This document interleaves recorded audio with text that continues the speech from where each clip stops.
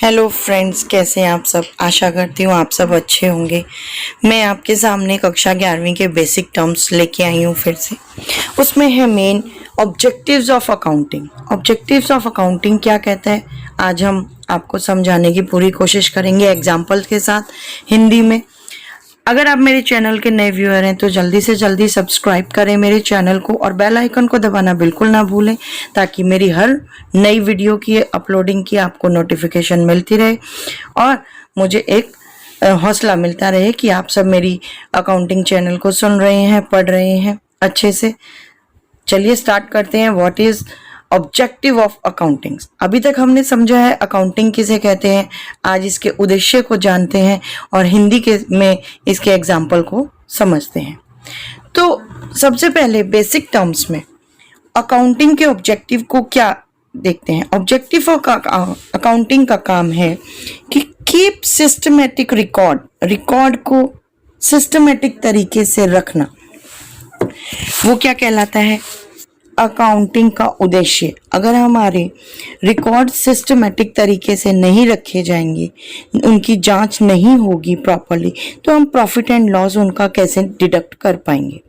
आई समझ में। मतलब फाइनेंशियल अकाउंटिंग का सबसे पहला उद्देश्य यही कहता है कि कोई भी संस्था बिजनेस की क्रिया को, तो संस्था में जो होने वाली इनकम और व्यय की जांच करने के लिए वर्गीकृत शीर्षक के में लिखा जाएगा और किस समय उसका सारांश लिखा जाएगा, सारांश ज्ञात किया जाएगा कि फाइनेंशियल अकाउंट का हमारा ये ऑब्जेक्टिव है और हमने इस रिकॉर्ड के थ्रू इसको रखा है। ठीक है, तो इस उद्देश्य के अंतर्गत बिजनेस की क्रिया को हर एक तरीके से संस्था में प्रॉफिट एंड लॉस जांच करने के लिए इसका इस उद्देश्य से रिकॉर्ड किया जाता है। चलिए इसके अब थर्ड पे चलते हैं। प्रॉफिट एंड लॉस निकल गया। फाइनेंशियल पोजीशन को जानने के लिए हम इसको रिकॉर्ड को मेंटेन करते हैं, अकाउंटिंग को, कि भाई हमें फाइनेंशियल पोजीशन पता चल गया है कि इसका हमें प्रॉफिट हो रहा है कि लॉस हो रहा है, तो हम उस हिसाब से कस्टमर से कितना पैसा लेना है, संस्था की कैसी जिम्मेवारी बनती है, पूंजी कितनी लगाई थी और हमारे पास कितना प्रॉफिट हुआ है। ट्रू फाइनेंशियल पोजीशन को हम जान पाते हैं जांच करके। तो ट्रू फाइनेंशियल पोजीशन की जांच के लिए हम इसको ऑब्जेक्टिव्स को, अकाउंटिंग के ऑब्जेक्टिव्स को जान रहे हैं, किस लिए हम अकाउंटिंग करते हैं।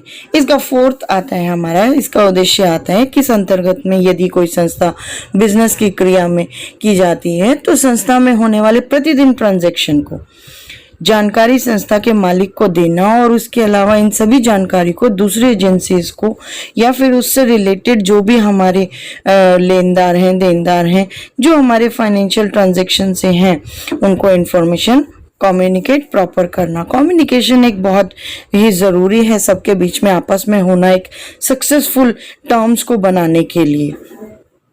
वो चाहे हमारा एक ग्रुप है और बिजनेस की टर्म्स हैं, उन सबको सक्सेस देने के लिए कम्युनिकेशन प्रॉपर होना बहुत ज़रूरी है। ऑब्जेक्टिव ऑफ अकाउंटिंग्स में फाइनेंशियल अकाउंटिंग के उद्देश्य के अंतर्गत हमारा पांचवा जो सबसे अहम आता है वो है preventing of frauds. Preventing of frauds यही है कि हमारे को फ्रॉड से बचाता है कि किस तरीके से हम फ्रॉड से बच सकते हैं। अपने तरीके से हम किस तरीके से किसी ने फ्रॉड करने की कोशिश तो नहीं की है, हमारे एरर्स के द्वारा डिटेक्ट किया जा सकता है कि कहीं कोई एरर आ रहा है, तो हम उसे आइडेंटिफाई करके एलिमेंट्स को जानकारी ले सकते हैं इन सभी फ्रॉड से बचने के लिए। हमारा सिक्स्थ ऑब्जेक्टिव आता है प्रोटेक्टिंग बिजनेस असेट्स। हमें अपने असेट्स को बचाना है, असेट्स को प्रोटेक्ट करके रखना है, क्योंकि हमारे असेट्स जो हैं वो हमारे फ़ायदे के सौदे होते हैं। इन्हें हमें बचा के रखना है और इन्हें बचा करके अपने असिस्टिंग मैनेजमेंट का ये काम है बचाने का।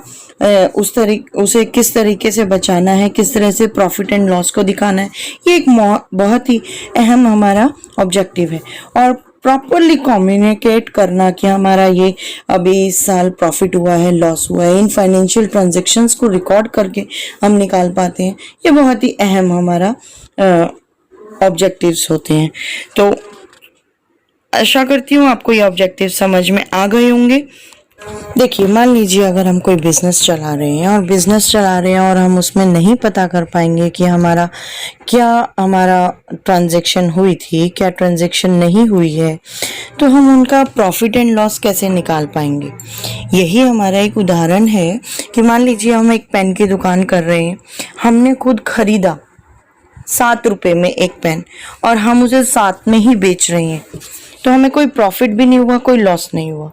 अगर हम वो 7 रुपए का पेन 10 रुपए में बेच रहे हैं, 3 रुपए हमारा एक पेन की कॉस्ट का प्रॉफिट निकल के आएगा ना। यही चीज हमें कैलकुलेट करनी है, किस चीज से होगी, पर ट्रांजैक्शन से, कितना पेन बेचा, कितना पेन आया। तो इसी से हमारा एग्जैक्ट रीजन पता चलेगा लीडिंग का, कि हमारा जो नेट प्रॉफिट या लॉस निकल के आया है वो 3 रुपए हमारे लिए सफिशिएंट है। जो हमारी कंपनी में काम कर रहे हैं, हमारे साथ जो काम कर रहे हैं, उनको हम अपना खर्चा दे पा रहे हैं, उनका कि नहीं। आशा करती हूँ आपको ये ऑब्जेक्टिव समझ में आ गए होंगे। मेरी वीडियो को लाइक करें, ज़्यादा से ज़्यादा शेयर करें और सब्सक्राइब करें। Thanks for watching my channel. मैं डॉक्टर प्रियंका गौड़ धन्यवाद करती हूँ।